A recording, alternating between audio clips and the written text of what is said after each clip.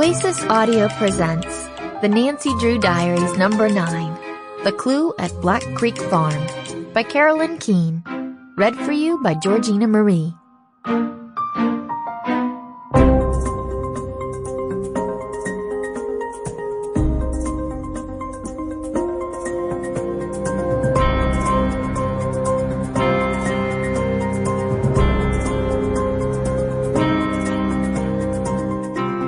Dear Diary, who would sabotage an organic farm, especially one that's run by someone as kind as Sam Heyworth, owner of Black Creek Farm and CSA? That's the question I'm facing after someone became seriously ill from Sam's produce, which turned out to be crawling with deadly bacteria. Sam swears his farm is clean, and I, for one, believe him. I'm usually not one to freak out over organic fruits and veggies, but I need to figure this one out before another person is poisoned.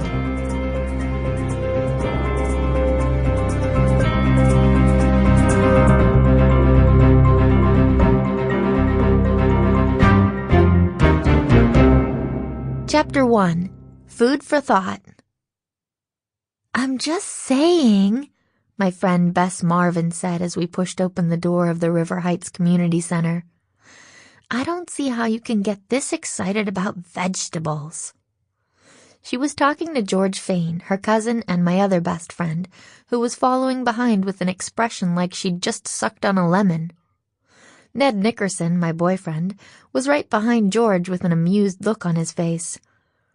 They're not just vegetables, George said, in the frustrated tone of someone who'd been arguing with the same person nearly since birth. They're organic, sustainable, locally grown vegetables. And fruits, too. I just think it's all a little silly, Bess said as we entered the community center gymnasium, which was set up like a banquet hall, filled with round tables covered with red tablecloths and enticing combinations of fresh harvest products. A banner welcomed us.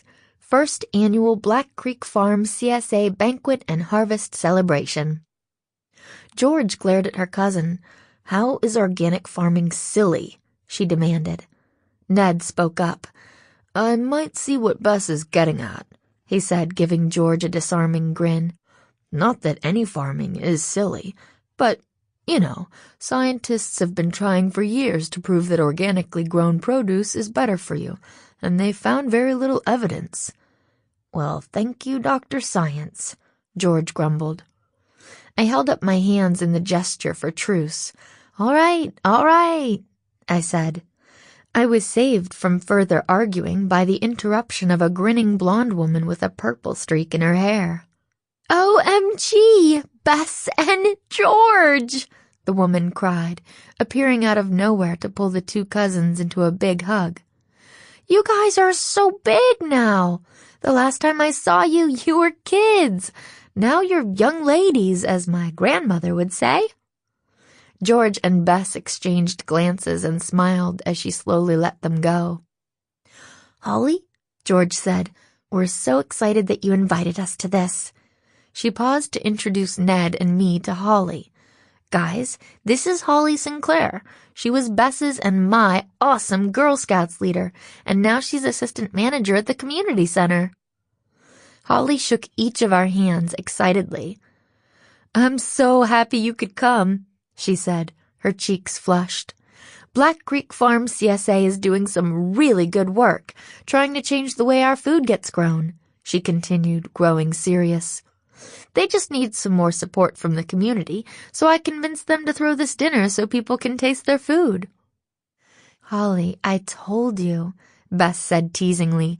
I like organic farms and all, but we're not exactly the culinary decision-makers in our families. And my mom really likes the stop and go, she added, especially since they put in that Starbucks. Holly shook her head, her dark eyes shining. Your mom probably wouldn't like it so much if she knew where all that mass-produced food was coming from, or what it's Sample complete. Ready to continue?